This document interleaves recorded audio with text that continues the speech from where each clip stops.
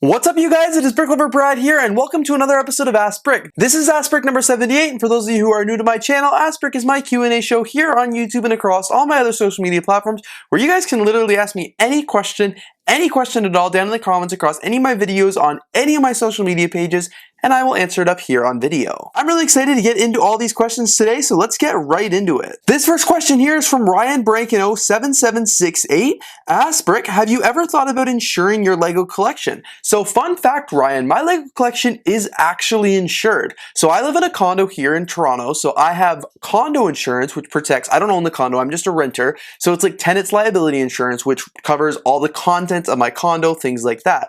I've also got a secondary policy, which is for my Lego collection. This secondary policy is actually not part of my regular condo insurance. It's not even with the same provider. This insurance agency that the Lego policy is with is actually a broker that specifically deals with collectibles and collections. So it's not like your standard house insurance policy. It is a totally separate one with a totally separate company that more specializes in it.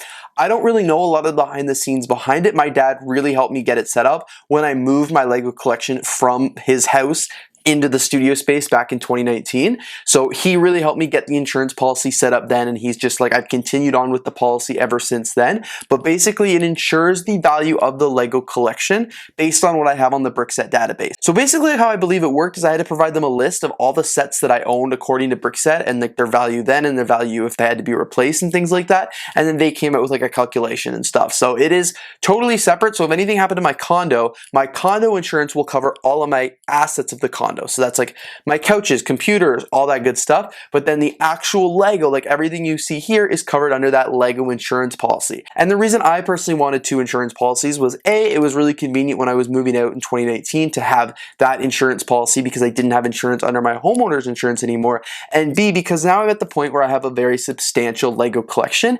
If a natural disaster or a fire or something like that would happen, would the insurance company really believe that I had, $50,000, $60,000 worth of Lego in this room without having like a detailed inventory, photos, videos, and all that stuff? And I'm pretty lucky. I have all those things. I'm a YouTuber. I've got videos all over the internet. I've got photos all over the internet, but I've also got that list in the backup database. But a lot of other people who don't do YouTube might not have as many pictures as I do, might not have that list. So definitely having that extra Lego insurance is beneficial for me, and I would highly recommend you look into it too if you have a substantial collection of anything that might not be covered under your regular homeowner's insurance. Miss Amberite 1921, AskBrick, do you find yourself not buying any more Lego sets because of space, or do you just buy them anyway?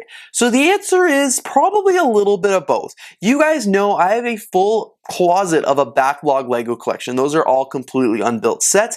And then I've also got my entire Lego room here with all of these Billy bookshelves. When you look around my Lego room, you're probably like, hey, that is pretty full. Where is this guy going to fit any more Lego? But let me tell you, I always seem to find a way. Like as I look around the room right now, I'm seeing lots of different areas where there's like a little bit of white space or areas where I could put some more Lego sets. A few weeks ago, I moved some other Lego sets from my house in here, and I just managed to move a few sets over. I've got some on like my studio table. I've got some on a shelf over here. Like it is just totally random where I keep all the Lego sets. And that is because instead of not buying sets because I feel like I don't have the space, I do pretty much just go ahead and buy them anyway. So I try and only buy sets that I like and that I actually want to have on display here. So that makes it a lot easier. Like if I see a set online or I see a set released and I know I want it, I'll probably have somewhere in mind where I'm going to put that set. And if I don't, I'm probably not going to buy it until I do.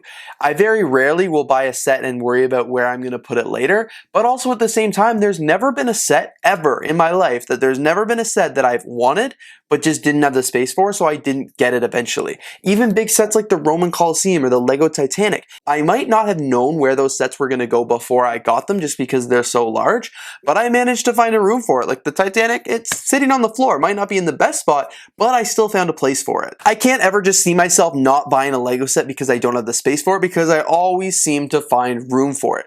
Do you know how many times over the years that I've completely rearranged my Lego room and like doubled the space just by finding more efficient ways to store things? Back in 2020, I think it was, when I was still in the studio space, one weekend I was like, I am out of shelf space and I have more Lego sets I want to build and display. Let me reorganized my entire Lego room, and I somehow managed to fit 4 more Billy bookcases in the room. I thought I was maxed out before, but then I managed to get another 4 in there, so it was just pretty crazy. So far, I've pretty much always been able to find more space for Lego sets, so no, I've never really had to not buy a Lego set because I've run out of space. Not only do I still have some space around my Lego room, but I'll always just manage to make more. Bricks asks Brick, what Lego conventions are you planning to go to this year? I talked about this a little bit about in my 2024 YouTube plan, but definitely the conventions I'm planning to go to right now is Brick World Chicago 2024. So I've reserved the hotel block for that convention. I just haven't bought my ticket yet because I was waiting before the deadline is to buy your ticket to save the money, but I just didn't want it on my credit card quite so early, but definitely will be going to Brick World Chicago 2024.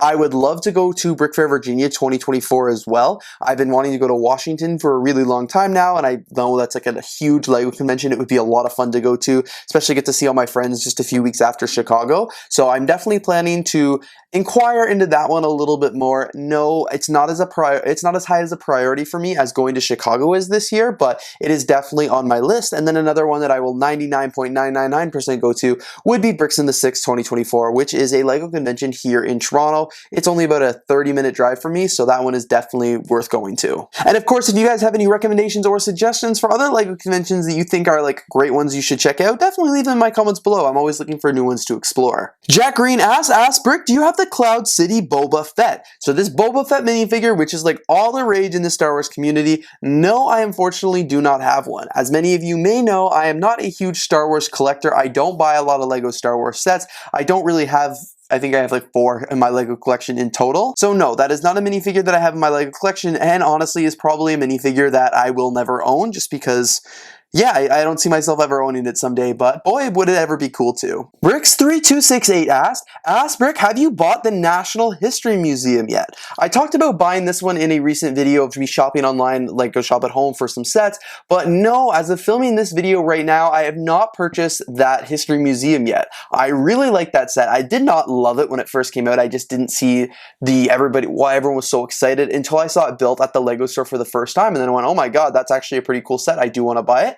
But no, I haven't actually bought it yet. I was just working on the Lego City last week, and I don't really have room for it. Like I think there are some places where it could go, but it's because it's a little bit of a larger set. I just don't know exactly where I would find the space for it in the Lego City. I want to have it front and center because I think it's a nice set, but all the other modulars are like 32 by 32, so it's not as easy as just swapping it out. I have to do some major layout changes. So I do plan on getting it eventually. I'm going to obviously get it before it retires, but again, it kind of ties into that other question. I don't really have the space for it right now, so I'm not in the rush for it. I know it's going to be here for a few years. I know I'm going to have lots of chances to get it, so it's just like, why spend $400 on it right now when I could just wait until I maybe have a different Lego City layout or something like that, and then I will buy it and acquire it. I will 100% definitely get it before it retires. I'm just in no rush to get it because I just don't know where it's going to go in the Lego City yet. So I guess that really ties into that question from earlier about not buying Lego sets. I will buy it. I'm not in a rush because I haven't had a great gift purchase, and it's just like, it's not like I have a spot waiting for it in the city. Ask Brick, do you think it's an acceptable gift to give Lego flowers to your significant other for Valentine's Day? I made a couple videos on this, both on TikTok, Instagram, YouTube, and YouTube long form.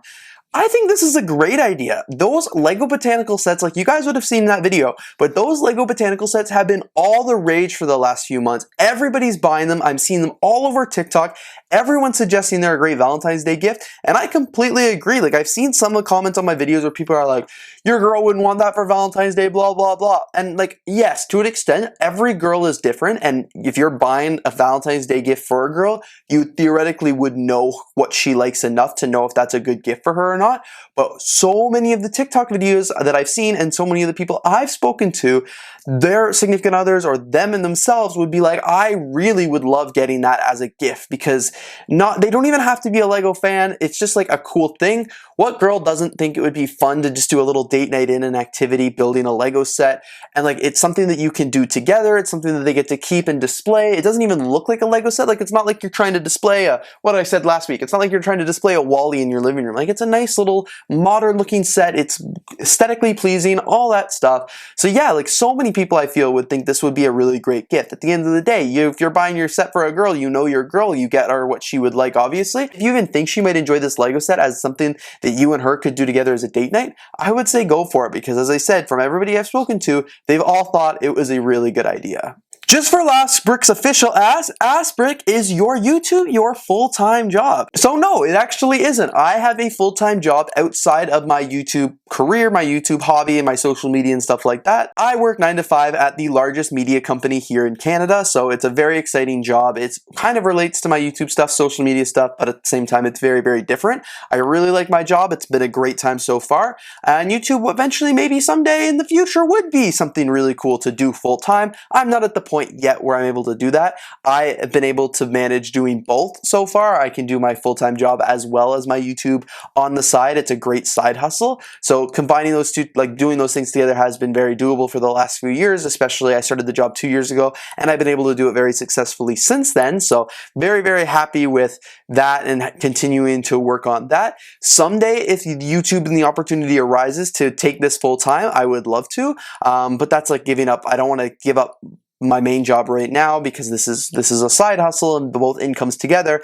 are very, very nice. So if I gave up the job completely, you know, I'd be halving the income. So I definitely don't want to do that. And it's so funny, because back in my day when I first started YouTube, obviously there were some full-time YouTubers out there, but the idea of doing Lego YouTube full-time was not an option. People were not doing Lego YouTube full-time. So it's great to see so many creators out there now doing Lego YouTube full-time.